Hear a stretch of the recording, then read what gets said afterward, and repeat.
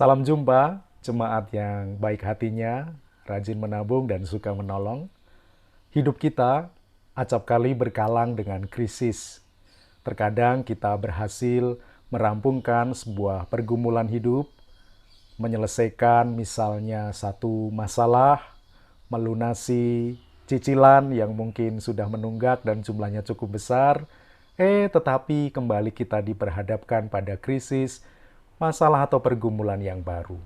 Bahkan, ada kalanya masalah-masalah yang ada itu muncul dan cukup besar, bahkan lebih besar daripada sekadar cicilan rumah atau cicilan yang mesti kita lunasi. Misalnya, kita tiba-tiba terdiagnosa mengidap sebuah penyakit yang cukup serius, atau bahkan berpulangnya orang yang kita kasihi secara mendadak, atau bagi anak-anak muda mungkin yang juga tak kalah menyakitkan adalah ditinggal pas lagi sayang-sayangnya.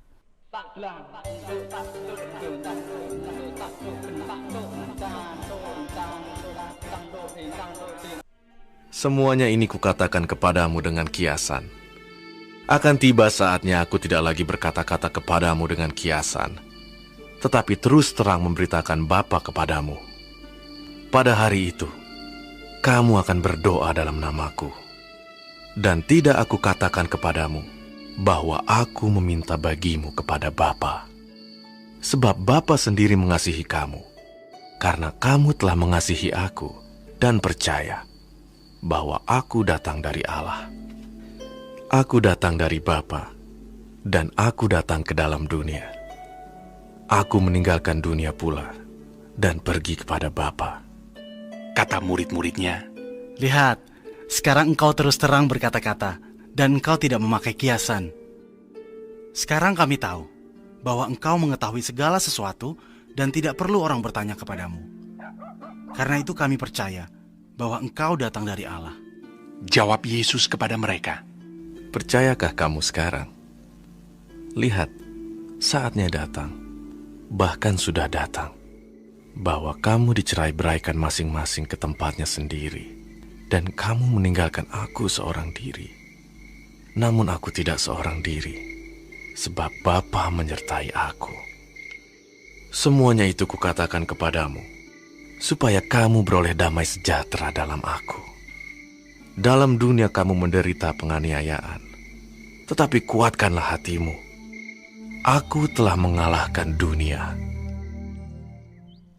Para murid juga pernah menghadapi situasi ditinggal pas lagi sayang-sayangnya oleh Yesus. Teks yang baru saja kita baca dan dengarkan adalah bagian di mana perpisahan para murid dengan Yesus akan segera terjadi. Ini adalah rangkaian pengajaran yang disampaikan oleh Yesus kepada murid-muridnya di bagian yang akhir menjelang peristiwa penyaliban Yesus Kristus. Mereka lagi sayang-sayangnya terhadap Tuhan. Mereka sedang akrab-akrabnya mulai memahami apa yang Yesus sebenarnya maksudkan, mulai memahami cara berpikir Yesus, mulai akrab dengan apa yang menjadi bagian yang sungguh-sungguh Yesus perhatikan dalam pengajaran dan juga perwujudan hadirnya kerajaan Allah dan tugas-tugas mereka sebagai para murid.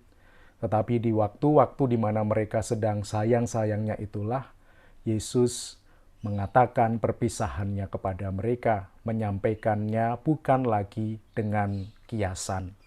Mereka harus sebentar lagi mengalami perjuangan hidup tanpa bersama dengan Yesus secara fisik. Di saat-saat seperti itu, para murid tentu sesungguhnya mendambakan terus bersama-sama dengan Tuhan. Tetapi, para murid juga tentu menyadari bahwa hal itu harus terjadi. Dan itu yang disampaikan oleh Yesus kepada para murid. Di saat mereka harus menanggung perjalanan pengabaran Injil tidak lagi bersama-sama dengan Yesus secara fisik. Demikian juga misalnya dengan kita. Di saat-saat seperti kita memiliki banyak beban, krisis, dan masalah, kita sebenarnya juga mendambakan dunia yang bebas dari berbagai penderitaan dan masalah hidup. Dan dikatakan tadi di dalam Injil bahwa Yesus berjanji dunia di mana krisis itu akan diatasi oleh Tuhan pasti akan datang. Tetapi belum sekarang, itu yang dipesankan kepada para murid. Belum waktunya, tapi pasti akan datang. Dalam dunia dikatakan, kamu menderita penganiayaan. Itu yang akan dialami oleh para murid. Yesus mengingatkan kepada para murid-muridnya dalam Yohanes pasal 16 tadi, tetapi kuatkanlah hatimu, karena aku telah mengalahkan dunia. Nah, saudara yang dikasihi dan mengasihi Tuhan, di pasal itu Yesus secara khusus berbicara tentang masalah-masalah yang sangat serius dan sangat mungkin akan dialami oleh para murid ketika mereka terus mengikut Tuhan pada waktu saat itu dan juga pada waktu mendatang ketika Yesus tidak lagi mereka jumpai secara fisik. Mereka akan mengalami beraneka macam pergumulan, penganiayaan karena iman percaya mereka kepada Kristus, penganiayaan karena mereka mengabarkan kabar keselamatan dan Injil sukacita kepada setiap bangsa. Tetapi Yesus berkata, masalah itu tidak akan menang atas mereka yang berharap kepada Yesus.